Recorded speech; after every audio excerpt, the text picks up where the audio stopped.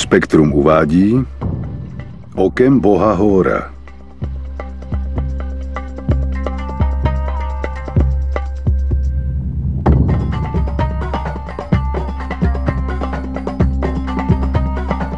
Sfinga, strážkyně horizontu.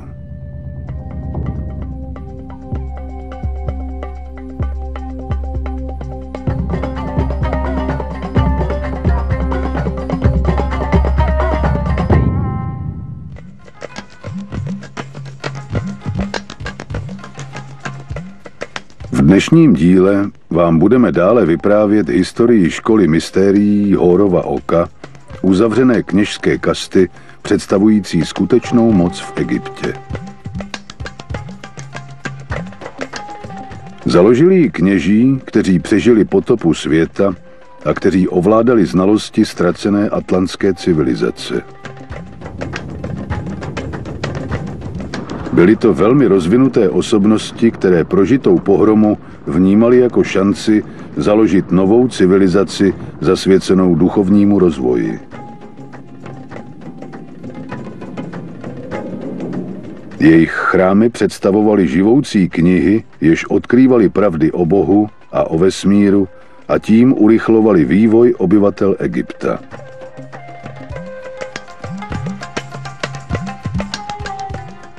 Kněží do chrámů soustředili své znalosti i bohatství a proměnili je v hybné síly egyptské civilizace.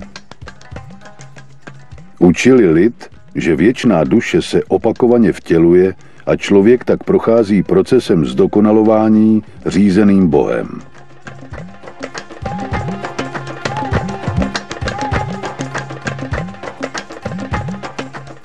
Duše vstupuje do různých těl, zakládá rodiny, objevuje se v jiných epochách i na jiných místech, zažívá různé ekonomické podmínky a zdravotní komplikace.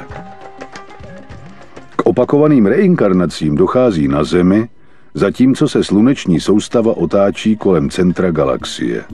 Celý cyklus otočení trvá 25 920 let, jeden kosmický rok.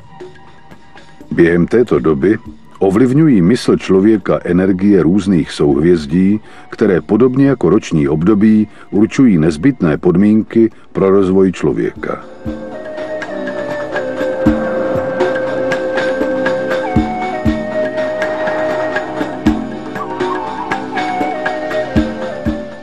Egypťané se domnívali, že postavení hvězd při zrození člověka určuje jeho osud a ve větším měřítku má pak vliv na celé lidstvo. Osud vnímali jako nezbytnou součást života, jímž musíme projít, abychom se poučili. Pravdu nalézáme porovnáváním protichůdných extrémů v duálním vesmíru, plném kontrastů světla a temnoty. Užíváním naší svobodné vůle v situacích, kterým musíme čelit, se učíme, jaké důsledky mají naše rozhodnutí. Úzkost nás učí rozumět míru, díky strachu chápeme harmonii. Účinky nenávisti nám vysvětlují lásku. Tak život za životem prochází člověk procesem duchovního zdokonalování. Pokaždé se člověk narodí moudřejší, více respektující a tolerantnější, dokud neukončí cyklus a nestane se nesmrtelným nad člověkem. V okamžiku osvícení si dokáže vzpomenout na všechny životy, jež prožil, omyly, jež spáchal a chápe, že díky nim došel až k porozumění důvodu své existence. V míru a harmonii s vysokou hladinou vitální energie šíří lásku a získává přístup k vyšší moci a k další fázi vývoje ve vyšším stupni reality.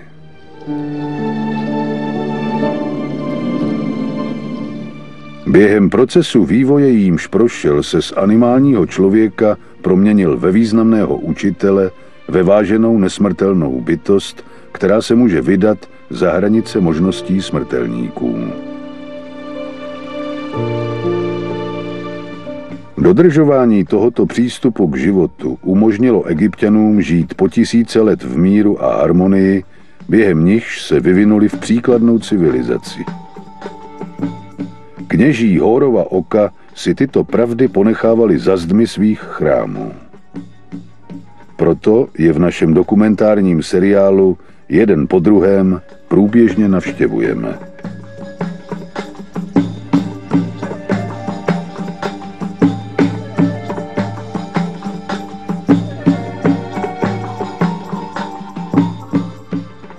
Dnes se při našem pátrání po pravdě podíváme na pláň v Gíze, abychom rozluštili sdělení Sfingy.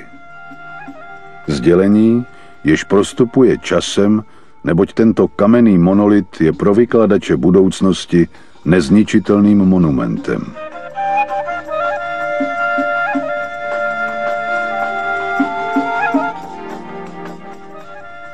Sfinga nám může vyprávět o astronomických pohybech, jež byly objeveny před 1000 lety a ověřeny v minulém cyklu obyvateli Atlantidy. Dnes si myslíme, že Atlantida je pouhý mýtus.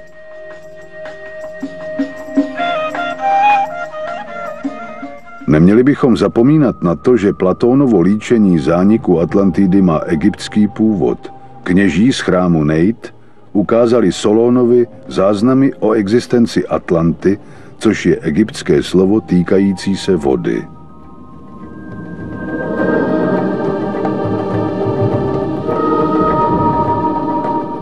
Slovo Atlu znamená vodu, hranici mezi vodou a souší.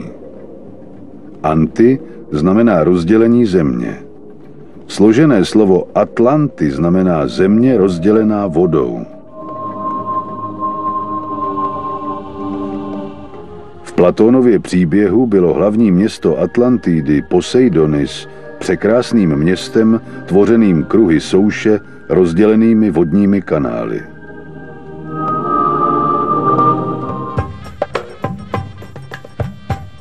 Při odhalování tajemství Sfingy budeme analyzovat její symbolický tvar, její obrovské tělo vytvořené z monolitu, její přesné umístění a pohled očí.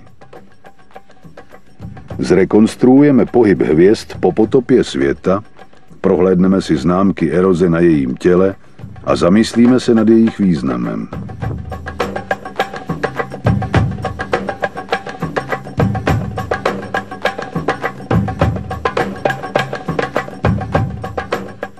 Kněží, kteří přežili zkázu atlantské civilizace, vytvořili ohromnou sochu, jež obsahovala mnoho astronomických symbolů. Hodiny, jež odměřují hlavní cykly sluneční soustavy v naší galaxii. Zanalyzujeme tyto symboly, abychom vám vysvětlili, že Sfinga je největší a nejstarší měřič času na naší planetě. První datum, které je na ní zaznamenáno, je období Zeb Tepi, nové doby, počátek vzniku nové civilizace po potopě světa.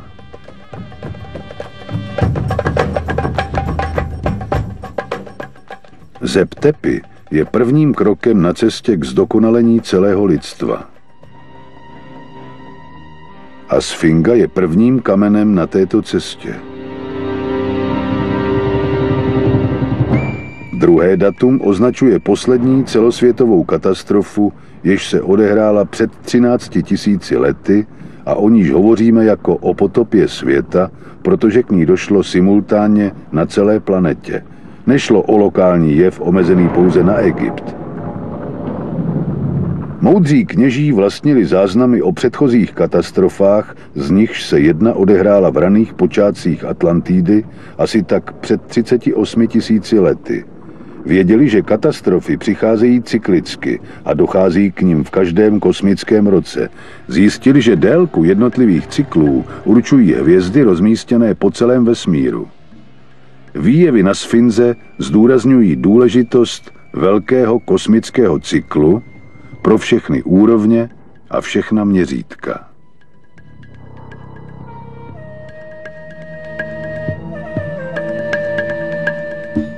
Oběh sluneční soustavy kolem centra galaxie určuje, jak dlouho trvají fyzické struktury podporující existenci lidstva. Každých 25 920 let se objevila ohromná přírodní katastrofa, která umožnila nový vývoj a dala šanci nové organizaci.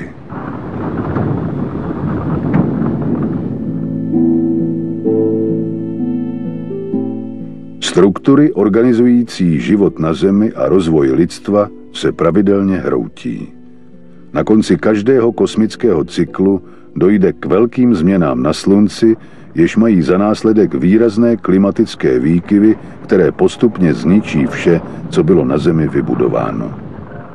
Kněží Hórova oka učili svůj lid, že tyto změny jsou součástí božského plánu, jak umožnit příchod nových objevů a vyjádření, která by lidstvu poskytla nový náhled na vesmír.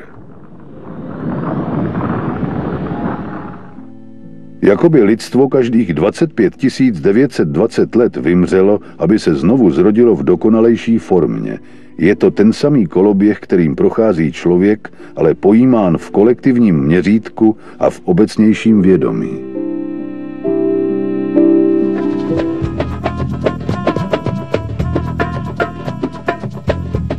Na nebi nad severním pólem se nachází 6 souhvězdí, nazývaných polární souhvězdí.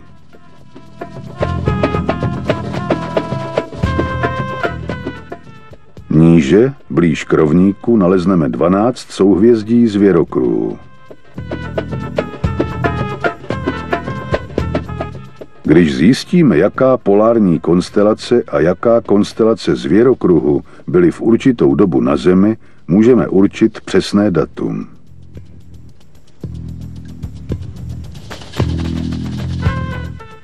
Sluneční soustava obíhá kolem centra galaxie po imaginární linii nazývané ekliptika. Každý oběh trvá 25 920 let, což představuje věčný cyklus, který egyptští kněží nazvali kosmický rok. To oni rozdělili tento kruh na 12 sektorů, každý zaujímající 30 stupňů. Slunci trvá 2160 let, než projde jedním z těchto dílů. Celý kruh tvoří 12 souhvězdí, každé z nich nese nějaké zvířecí jméno. Proto se tento kruh nazývá zvěrokruh nebo zodiak.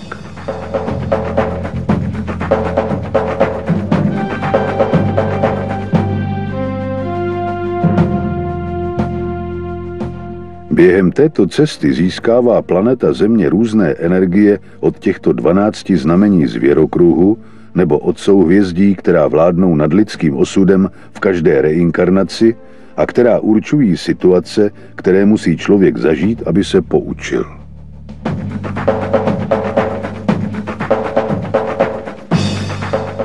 Podívejme se, kde se dnes nachází sluneční soustava. Na 0. stupni ekliptiky, na konci věku ryb a na počátku věku vodnáře.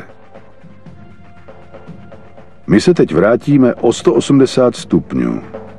Do sluneční soustavy před 12 960 lety o 180 stupňů naspět do souhvězdí Lva. Vědci tvrdí, že v té době končil pleistocén, roztály ledovce a došlo k potopě světa.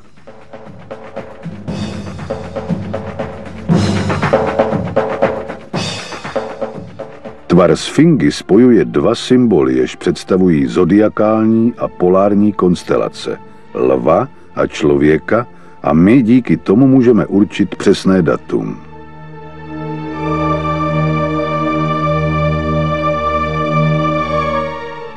Její podoba symbolizuje spojení těchto dvou souhvězdí. Tělo lvice představuje souhvězdí lva. Lidská hlava představuje polární souhvězdí, dnes pojmenované Herkules. Egypťané mu říkali Tum, neboli Adam astronomické mytologie. Spojený pohyb těchto dvou souhvězdí se nazývá pari passu. Země tímto párem souhvězdí prochází při své cestě galaxií v precesi rovnodenností. Sfinga takto označuje Zep Tepi, novou dobu.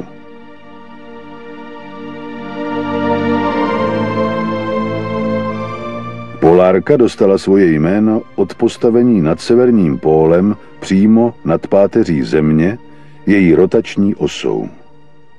Je to fundamentální hvězda představující moc vládnoucí nad nebem. Při pohledu ze Země se zdá, že se obloha otáčí přímo kolem ní. Sklon zemské osy, orientovaný podle Slunce, se při koloběhu Země nepatrně proměňuje a vytváří druhý kruh, který je výš na obloze a nachází se v něm 6 polárních hvězd.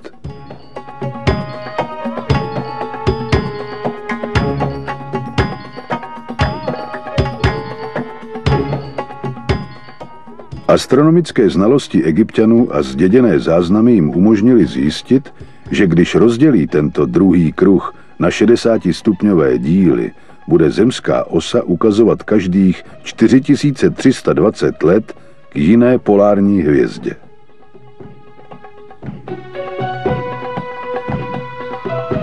Těchto 6 konstelací zahrnuje 6 polárních hvězd umístěných přesně nad severním pólem. Každá z nich zahrnuje 60 stupňů z cesty Země během jednoho kosmického roku. Nazývají se polární konstelace. V souhvězdí Malé medvědice se nachází Polárka, která je v současnosti přímo nad severním pólem. Řídí se podle ní mořeplavci. Ale před 4320 lety byla polární hvězdou Alpha Draconis, tvořící součást souhvězdí Draka.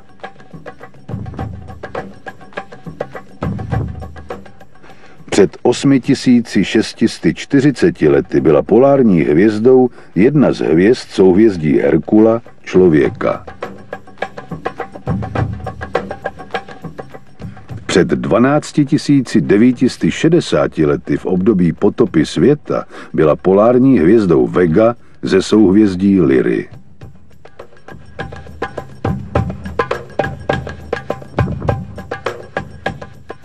O dalších 60 stupňů zpět, před 17 280 lety, byla nad severním pólem hvězda Deneb ze souhvězdí Cygnus, Labutě. Před 21 600 lety nad severním pólem zářila hvězda Alfirk ze souhvězdí Cefea.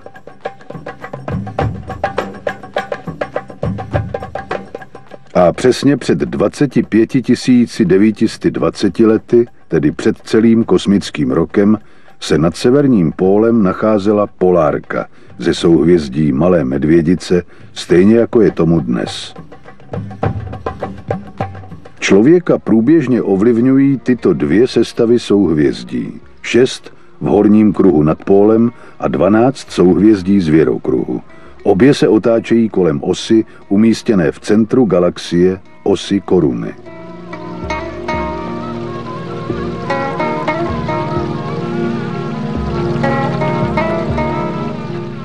Egypťané se domnívali, že celá nebeská sféra leží na sloupech, rozmístěných symetricky každých 60 stupňů po obvodu kruhu, na nějž ukazuje pól Země během její pouti galaxií. Stáří a preciznost egyptských záznamů je zřejmá. Kněží, strážci času, zdědili astronomické záznamy, které byly starší než 26 000 let.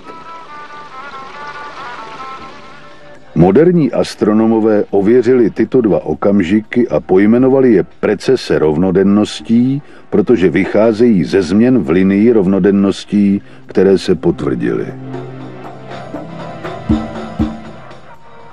Slunce při pohledu ze Země během slunečního roku jakoby zaujímalo 4 kouty, 4 pozice, které omezují jeho pohyb nad horizontem.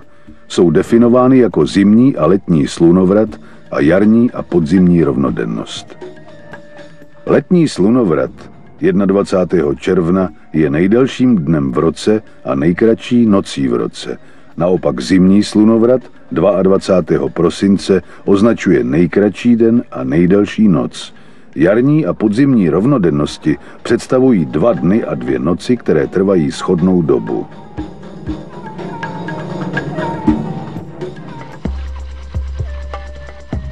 V Gíze vychází slunce ve dnech rovnodenností přímo před Sfingou, v době zimního slunovratu 28 stupňů na severovýchod a v době letního slunovratu 28 stupňů na jihovýchod.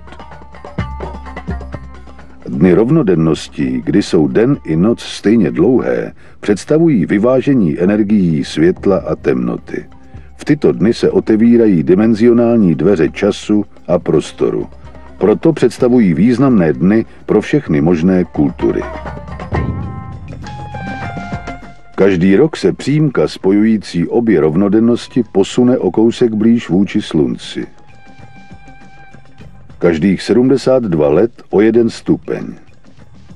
O 30 stupňů každých 2160 let a o 360 stupňů každých 25 920 let. Tento jev, označovaný v dnešní době jako precese rovnodenností, přesně odpovídá starověkému pari passu, 2 hladinám cesty určujícím kosmický rok.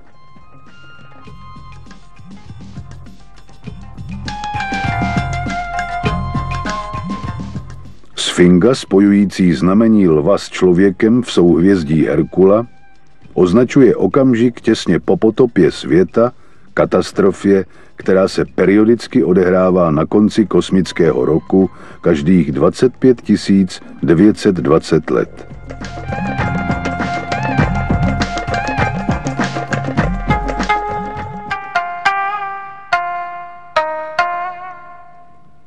Sfinga je největší sochou na světě.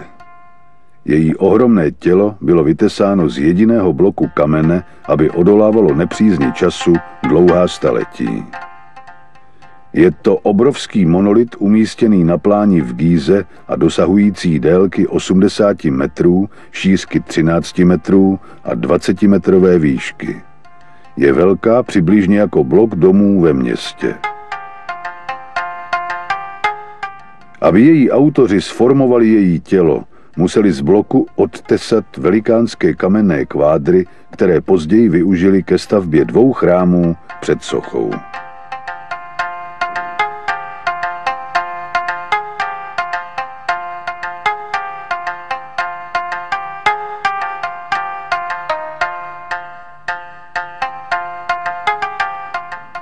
Tato tajemná a mocná socha je největším dílem, které se nám dochovalo ze starověku.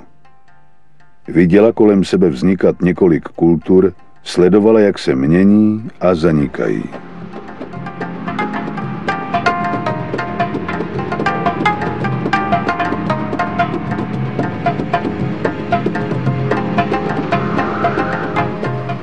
Sfinga byla postavena na velice zvláštním místě na zemi, na pláni v Gíze, která se také nazývá Rosto, ve starověké knize mrtvých.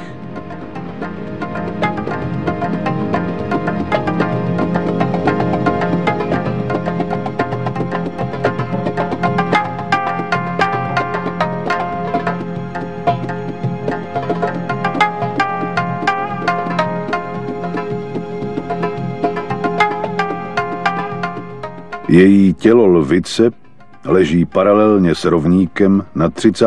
stupni severní šířky a téměř přesně na 30. stupni východní délky.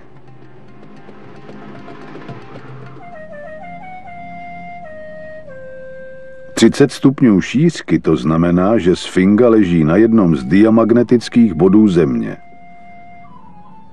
Dnes se ví, že okolo Země, nad rovnoběžkami, procházejícími 30 stupni severní a jižní šířky a v harmonických a pravidelných vzdálenostech od nich prochází elektromagnetická síť planety.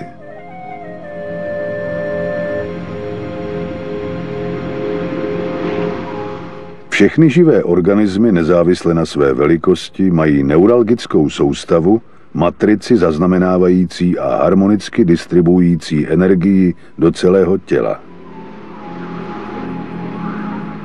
Planeta Země má kolem sebe podobnou geometricky přesnou síť, složenou ze stejně vzdálených přímek, založenou na pravidelných mnohostěnech, po níž putuje energie nutná pro její fungování.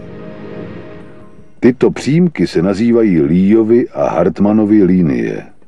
Vytvářejí matrici, která má několik neuralgických bodů, kde dochází k přirozené produkci energetických vírů, které tajně využívali jednotlivci a vládci, kteří znali principy levitace a antigravitace.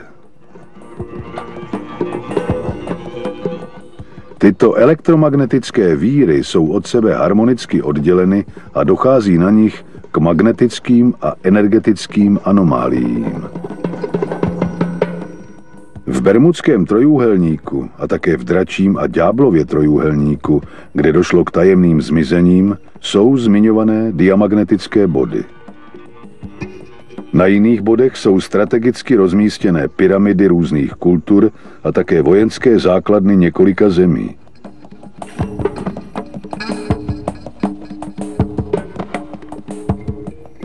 Nad těmito neuralgickými body by bylo možné za použití adekvátní technologie využít planetární energii ke zrušení přitažlivé síly působící na jakýkoliv předmět v aktivním poli.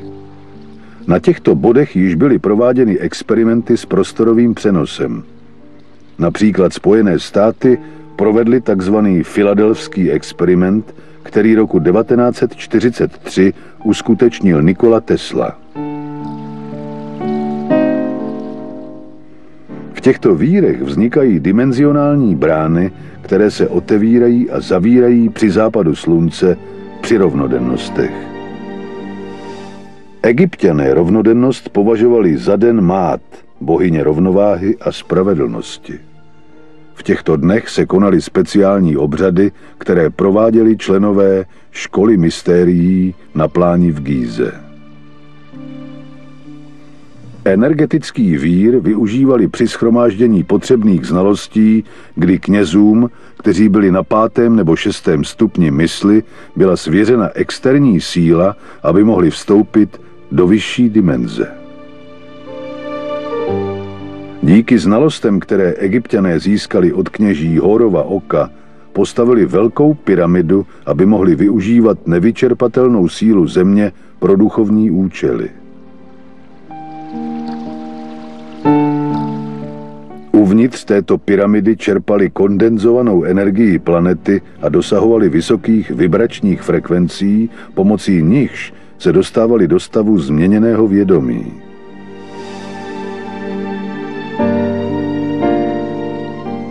Velkou pyramidu pojmenovali Archa Ra Harmaku a postavili ji na elektromagnetickém víru, který využívali ve dny rovnodenností, kdy energie světla a temnoty jsou vyváženy bohyní Mát.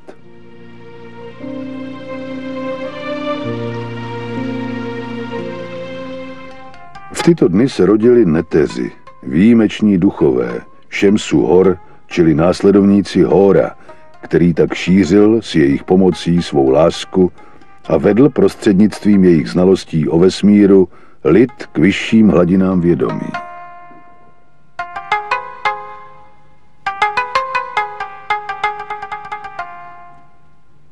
V 5. kapitole knihy mrtvých, nazvané Rosto, se píše o pyramidě, kterou stráží 2 sfingy z těly lvic, které svým přímým pohledem do slunce v den rovnodennosti ochraňují vstup do království Sokar.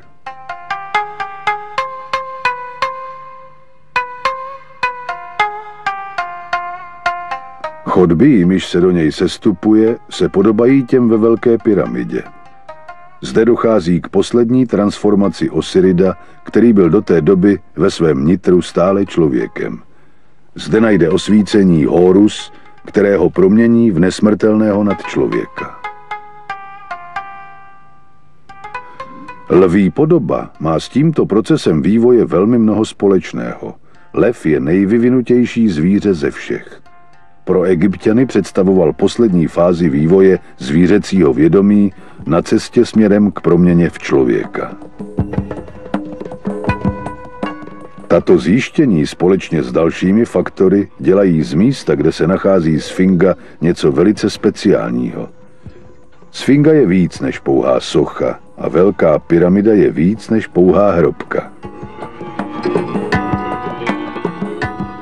Existují dva důvody, proč se vědci domnívají, že to byl faraon Chefrén, který vládl v letech 2520 až 2494 před Kristem, kdo nařídil, aby sfingu vytesali z jediného kusu kamene.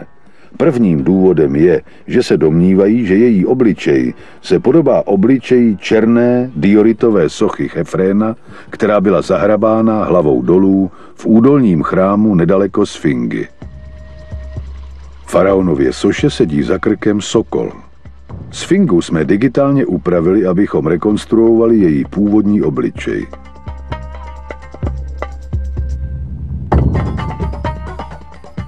Zjistili jsme, že její rysy se velmi liší od Chefrénových.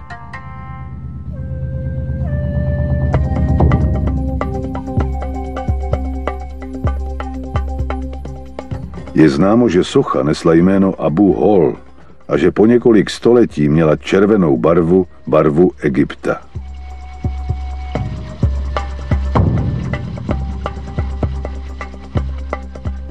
Zub času znehodnotil dekoraci její hrudi složenou z polodrahokamů, také zničil její spletenou bratku, barvy na její elegantní čelence a všechny leštěné desky z bílé žuly z Chefrénovy pyramidy.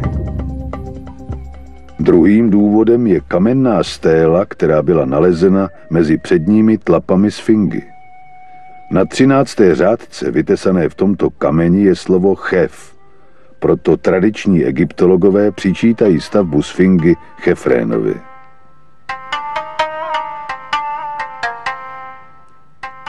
Stélu nechal vytesat faraon Tutmos IV., který vládl v letech 1401 až 1391 před Kristem, aby oslavil restaurování a vyhrabání sfingy z písku. Na stéle je napsáno, že sfinga je stělesněním magické síly tohoto místa, která je v něm soustředěna od počátků všeho, od doby Zep-Tepi. Příběh vypráví, že mladému Tutmosovi se ve snu zjevila sfinga a slíbila mu, že z něj udělá faraona, jestli ji vyhrabe z písku, který ji zakrýval až po krk. Ve skutečnosti ale neexistuje žádný nápis, který by prohlašoval, kdo sfingu nechal postavit. Neexistuje nic, co by dokazovalo, že to byl Chefrénův nápad. Je pravděpodobnější, že ji Chefrén, stejně jako Tutmos IV., nechal vyhrabat z písku a zrenovovat.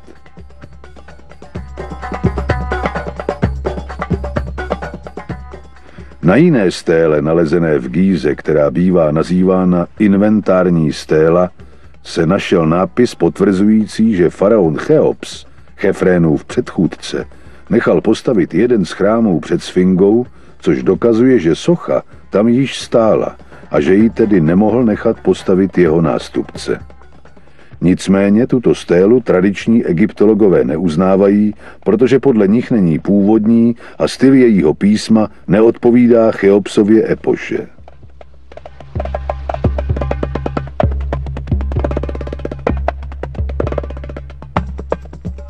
Skutečností zůstává, že sfinga byla ukrytá v písku po tisíce let. Několik vládců nakázalo, aby byla očištěna, a tak vždy zůstala po nějaký čas odhalena, aby postupně znovu upadla v zapomnění.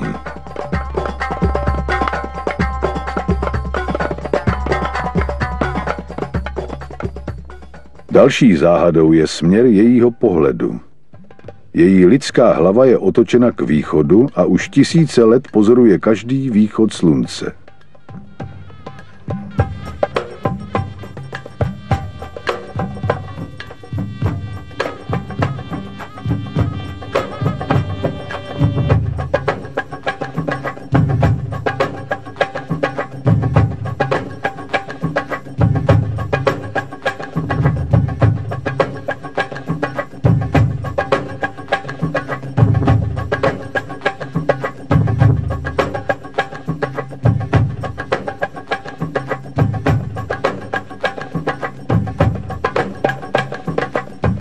Její oči jsou soustředěny na bod na horizontu, kde vychází slunce v den rovnodennosti, na skutečný východ, na dimenzionální křižovatku.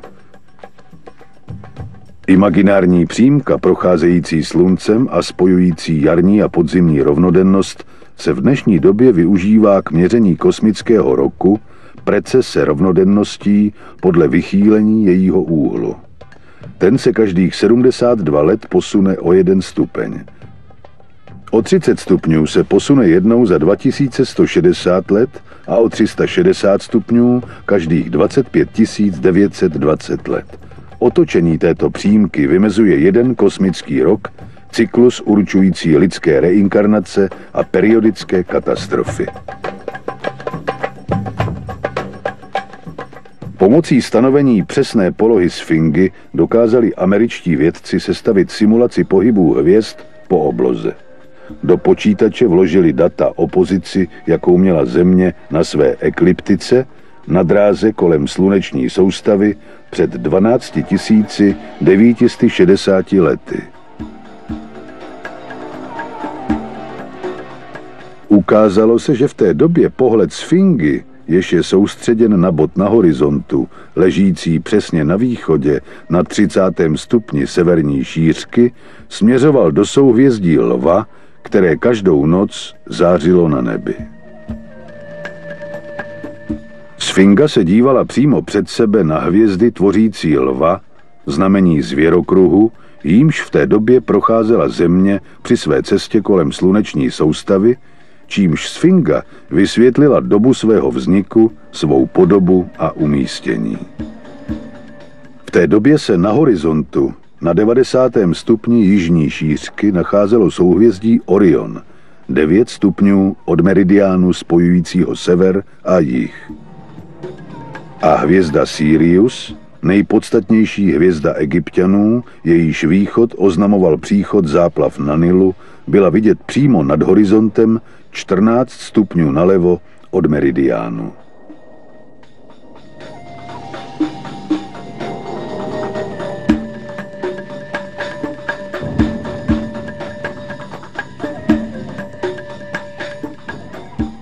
Datum začátku nové civilizace Zep-Tepi, jež sfinga označuje, lze ověřit porovnáním jejího tvaru a pozorováním zodiakálního souhvězdí Lva a polárního souhvězdí Herkula.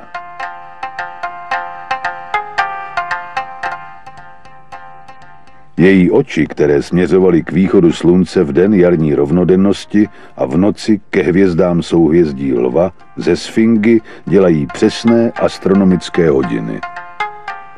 Její umístění bylo vybráno s velikou pečlivostí, díky níž se sfinga stala poslem, který vypráví vykladačům budoucnosti o nejdůležitějším cyklu pro člověka, kosmickém roce a o rozmístění elektromagnetické sítě planety.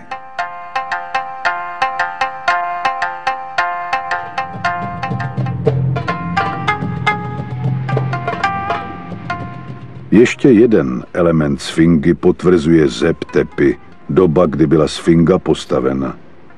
Je to důkaz geologického a klimatického původu.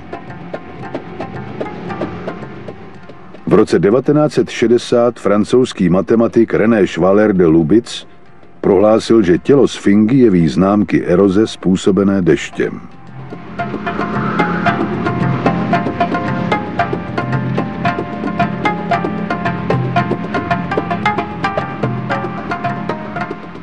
Celý svět byl šokován, protože je známo, že během posledních 4500 let byla sfinga po 90% času zahrabána po krk v písku.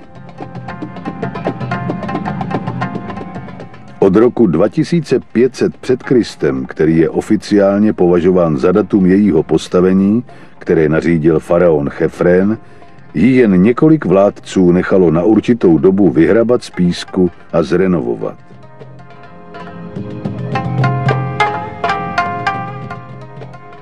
Jedno z posledních odkrytí nařídil Napoleon, když pobýval v Egyptě. Jak je tedy možné, že sfinga projevuje známky eroze způsobené deštěm?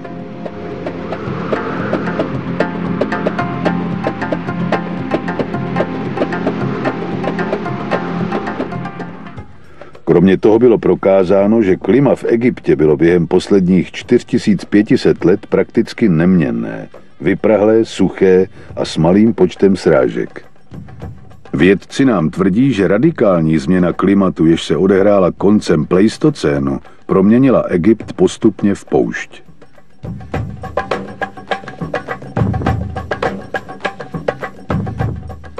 Tudíž déšť, který poničil Sfingu, na ní musel dopadat mezi rokem 10 960 až 5 000 před Kristem, kdy se pláň v Gíze proměnila v písečnou poušť, jež zahrnula Sfingu až k jejímu krku a ochránila ji před okolním klimatem.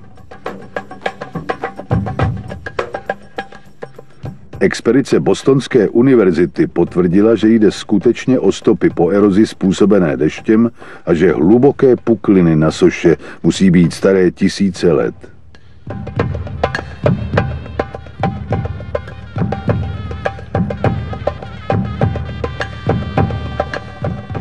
Tato zjištění potvrzují pradávný původ Sfingy a přispívají k polemice mezi tradičními egyptology, kteří se nemohou shodnout na skutečném stáří této civilizace. Do dnešního dne se nám zachovalo jen velice málo záznamů vladařů a ty, které máme, jsou uznávány jen částečně.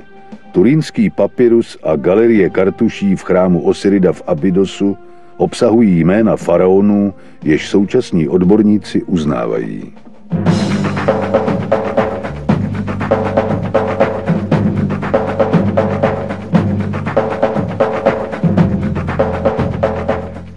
První z nich je legendární král Meny, zmíněný na paletě krále Narmera, jemuž se přičítá sjednocení Egypta kolem roku 3000 před Kristem. Je považován za zakladatele první oficiálně historicky uznávané dynastie. Ale tyto zápisy společně s těmi, které sepsal kněz Manechto v roce 300 před Kristem ve své historii egyptské civilizace, pojednávají o dávnějších událostech a ranějších vládcích, kteří ale nebyli uznáni a jsou považováni jen za nerealistické mýtické postavy. Oni patří k Šemsu Hor, následovníkům Hóra, božským předchůdcům, osvíceným bytostem, které Egyptu vládly před 13 900 lety a po nich nastoupili Deaku, moudří muži, další výjimeční monarchové, kteří podle těchto spisů vládli Egyptu 11 000 let před nástupem faraonů, jejichž vláda trvala 30 dynastií. To znamená, že v Egyptě existovala civilizace již před potopou světa, během předchozího cyklu zvaného Atlantský, a že v Zeb-Tepi zahájila s nashromážděnými znalostmi další cyklus. Kromě toho to také vysvětluje jeden ze sporů historiků týkající se zařazení začátku této civilizace do roku 3000 před Kristem. Nikdo nechápe, jak mohla být věda, umění, architektura a hieroglyfické písmo kolem tohoto data tak rozvinuté a že je v následující epoše již nic výrazně nezdokonalilo.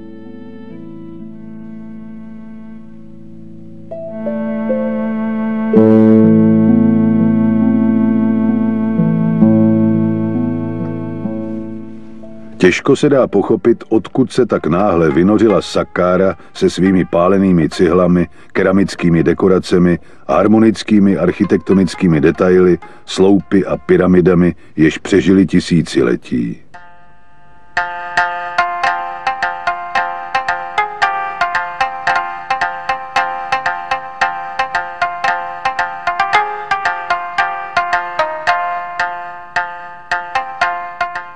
Je to stejné, jako kdyby naše současná civilizace postavila raketoplán, aniž by vůbec objevila letadlo a naplánovala lety programu Gemini, které dopravili člověka na Měsíc.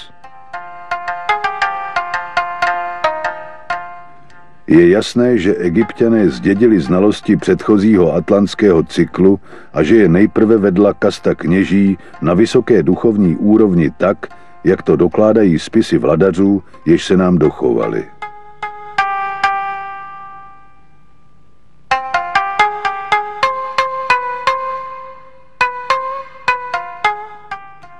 Ty také dokládají, že sfingu vytesali kněží školy mystérií Hórova oka hned po potopě světa v predynastickém období Egypta.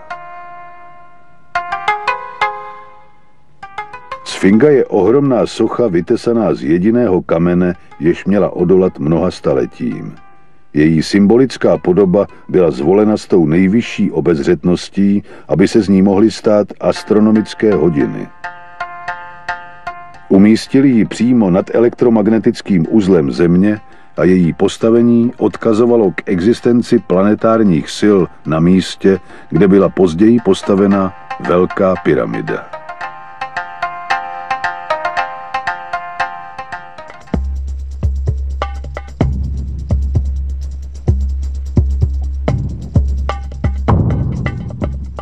Orientace jejich očí na určitý bod na horizontu, kde vychází slunce v den rovnodennosti, připomíná význam brány Mát, která se otevírá do království Sokar v okamžiku, kdy den a noc trvají stejně. V tomto vesmíru plném kontrastů jedině prostřednictvím rovnováhy světla a temnoty mezi jednotlivými extrémy duality může být objevena jednota. Toto zjištění člověk získává tím, že se zamýšlí nad důsledky svých skutků, jež zažil v jednotlivých reinkarnacích. Musí najít cestu respektu a tolerance, jež vede ke klidu a harmonii. Tuto zprávu sděluje každý chrám egyptské civilizace. Vyprávění o cestě zdokonalování prostřednictvím převtělování vedoucí k dosažení osvícení bylo jejich základním učením. Sfinga také potvrzuje starověký původ egyptské civilizace a začátek nové doby Zep-Tepi před 12 960 lety, kdy hvězdy souhvězdí lva zářily přímo před jejíma očima.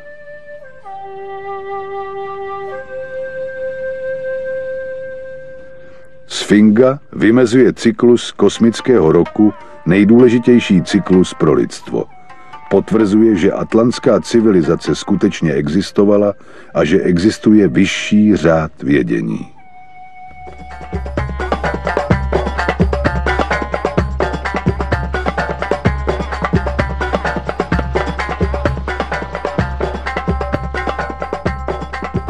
České znění připravili Pavel Rýmský, Barbora Fischerová, Ota Jelínek, Tomáš Potůček a Irena Rýmská.